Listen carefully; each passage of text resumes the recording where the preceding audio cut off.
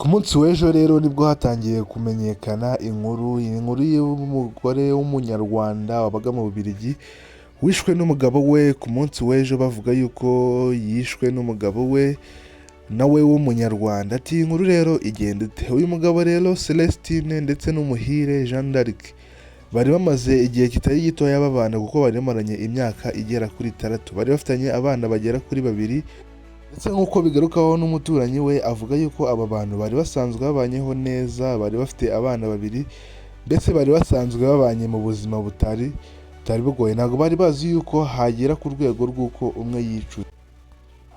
Kandi babashe kuvuga wihangane, komera, reka tugukomeze kwanza. Jeanne d'Arc ni umuturanyi wanjye. Ntabwo ndi kubasha kuvuga.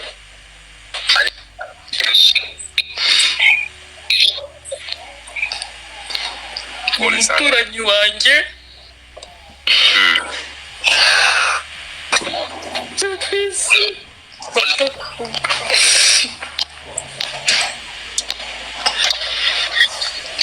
Désolé, ihangane, komera. umuturanyi wanjye Yego. Celestin ndamuzi, Jeanne d'Arc ni abaturanyi, n'abantu dusanzwe tubana. Yego. Murimo muranyumva? Simbizira muri kunyumva? Turakumva. Ko turakumva. Komera.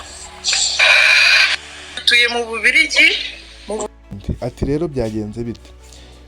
Ni mu gihe rero cyo ku munsi w'ejo bundi, ubwo uwo bita umuhire Jeanne d'Arc yafashe umumama w'inshuti ye, bari basanzwe baturanye, bafata umwanya baravuga ati reka dutemberane, bajyana ahantu guhaha. Ikibazo cyabayeho rero ni iki, ntabwo ari ikibazo cyo kujya guhaha, ahubwo umugabo we Celestine, mu gihe uwo mumama yagiye guhaha, cyangwa se uwo nyakwigendera muhire Jeanne d'Arc yarajyanye n'umumama w'inshuti ye. Urabizi hariya hanze ikintu bita kugira umukozi ni ikintu kiba kigoye, akenshi ibintu byose urabyikorera.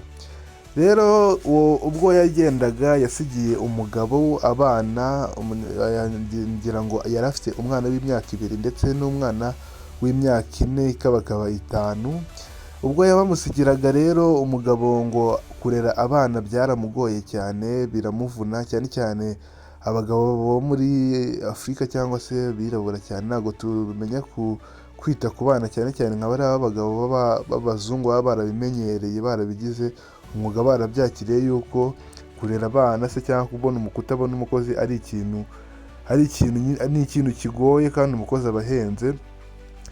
Nuko rero ubwo abana abonye yuko bamutesheje umutwe, ategereza ko umugore aza gutaha. Mu gihe umugore nawe yari akiri guhaha, aza gutinda, ataha bwije cyane. Umugabo ubwo ngubwo yari yataye uburakari bwinshi cyane, avuga nyine ubwo urumva yari yacuze iyo migambi mibisha yo kuza gukora ikintu kitabaye cyiza, cyatumye umuntu ahaburira ubuzima kubera abo bana, nyine kubera ako kazi ko gusigarana abana bamutesheje umutwe. Rero uwo mugore rero byaje kuba ngombwa yuko ataha nijoro cyane. Ubwo atashye, umugabo n'umujinya mwinshi, nimba harajemo n'ikintu cyo gufuha, umugabo amakuru avuga yuko yapfuye amukubise ikintu, ariko nyine ntago amakuru arahamwa neza ikintu cyemeza neza koko urwo rupfu ngo ni iki cyamwishe. Ariko intandaro y'ibyo byose ni ugusigarana abana. Umugore nawe akaza gutinda, urumva umugabo abana bamutesheje umutwe, hazamo n'akantu ko gufuha, ko kugira iki, bituma hazamo nyine ibyo bintu cyo kwicana. Uyu muryango rero, mbere y'uko umugabo yica umugore we